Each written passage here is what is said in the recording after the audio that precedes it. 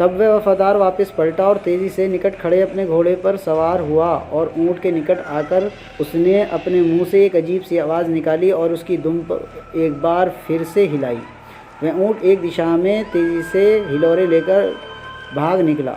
बच्ची के रोने की आवाज़ ऊँट की दुम में बंधी घंटी की टन-टन में दब के रह गई। चांदनी रात और रेत का समंदर एक अजीब भयानक मंजर था। वह औरत अपनी नन्ही सी बच्ची से बिछड़ने का इस भयानक नज़ारे की ताब न ला सकी। वह लड़खड़ाकर रेत पर गिर पड़ी, लेकिन वह नौकर जिसे उसे हाथ पकड़कर उस दूसरे ऊँट की तरफ ले जाना था, उसने औरत का हाथ न छोड़ा और उसे रेत पर घसीटता हुआ ऊँट की तरफ ले गया।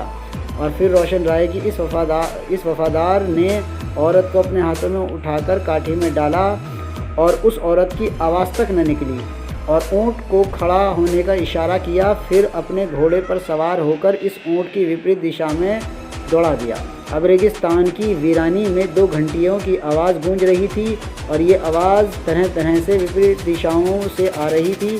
फिर धीरे धीरे ये आवाज़ मंद होती चली गई। ना वह ऊँट रहे और ना उसका पीछे दौड़ते हुए घोड़सवार, दोनों दिशाओं में धुंध रह गए। वीरान रेगिस्तान में अब अकेला ज़मींदार रोशन राय रह गया था। चांद उसकी पीठ की तरफ था, इसलिए उसके चेहरे पर साया था। चेहरे पर स्याही नज़र आ रही थी। ऊँटों व घोड़सवारों के नज़ारों से ओझल हो जाने के बाद वह कुछ देर वहाँ खड़ा रहा, आंखें फाड़ फाड़ कर बारी बारी दोनों दिशाओं में देखता रहा। एक क्षण के लिए उसे अपनी इस संगदिली पर मलाल हुआ, बस एक क्षण के लिए। फिर उसने अपने आप को संभाल लिया और अब उसके होंठों पर एक क्रूर मुस्कुराहट नाच रही थी। उसने अपनी मूँछों को एक ख़ास अंदाज से मरोड़ा और फिर घोड़े को एड़ी लगा देकर उसका मुंह मोड़ा और फिर देखते ही देखते उसका घोड़ा हवा से बातें करने लगा। पीछे उड़ती हुई रेत रह गई जो चांद के उज्जवल चमकते चेहरे को छुपाने की नाकाम कोशिश कर रही थी। रेत का समंदर पार करके ज़मींदार रोशन राय खुशी खुशी सा अपनी हवेली के दरवाजे पर पहुंचा। फिर जैसे अचानक उसे कोई ख्याल आया हो, उसने फ़ौरन घोड़े का रुख बदला और धीरे धीरे हवेली की दीवार के साथ आगे बढ़ने लगा। हवेली के मालिक को वापस पलटते देखकर हवेली के फाटक पर तैनात दोनों निगरानी करने वाले घोड़े के पीछे दौड़ने लगे। ज़मींदार रोशन राय घोड़ा दौड़ाते हुए दीवार के साथ साथ चलता हवेली के पिछवाड़े पहुंच गया। यहाँ उसने घोड़ों पर बैठे ही आदतन अपनी मूँछों को बल दिया। वह बड़े अनोखे अंदाज में अपने पूर्वजों की जाति कब्रिस्तान की तरफ देखा।